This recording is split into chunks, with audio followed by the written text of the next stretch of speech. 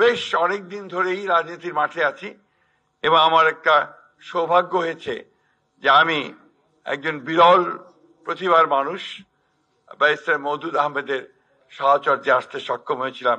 এই রাজনীতি করেনি, সেটা আমার জন্য নিঃসন্দেহে অত্যন্ত বড় সৌভাগ্যের কথা।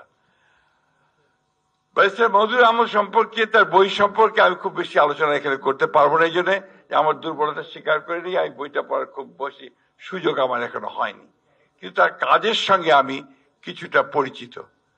আমি কয়েকটা ঘটনা দিয়ে বলতে চাই।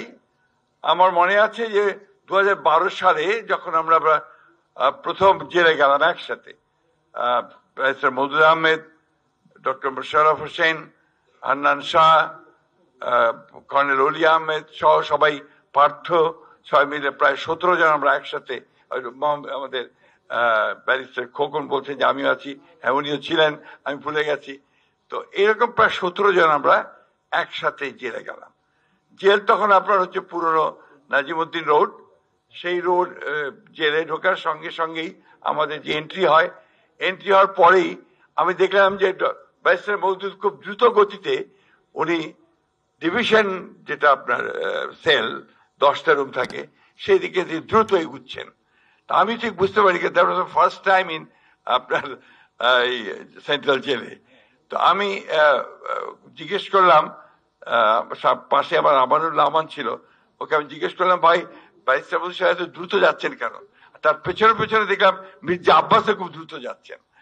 তা আমাকে তখন আমার বলতে, আপনি জানেন না ওখানে একটা রুম আছে, রুম নাম্বার 1, এখানে গিয়ে ব্যারিস্টার মওদুদ সাহেব ঢুকে পড়বেন এবং ওখানে আব্বাস সাহেবও যেতে চান, ভিন্ন ভিন্ন কারণে অবশ্য। ব্যারিস্টার মওদুদ যখন যেতে চান ওখান থেকে আর উনি বেরোবেন না, অর্থাৎ উনি পুরো সময়টা যতদিন জেলে থাকবেন উনি লেখার কাজে পুরোপুরি তাদেরকে নিয়োজিত করবেন।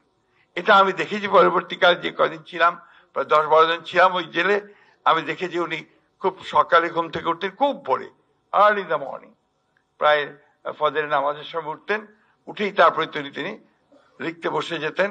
এবং ওই সময়টা পুরো আপনার বাইরে থেকে ভাবি যেগুলো পৌঁছে দিতেন, মনে হয় অনেক কাগজপত্র, আপনার বিভিন্ন ডকুমেন্টস, বই পৌঁছে দেওয়া হতো।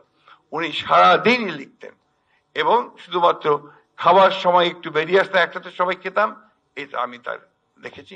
তখনই দেখি যে কি নিষ্ঠার সঙ্গে এবং কি আন্তরিকতার সঙ্গে তিনি এই ইতিহাস চর্চার কাজটা করতেন।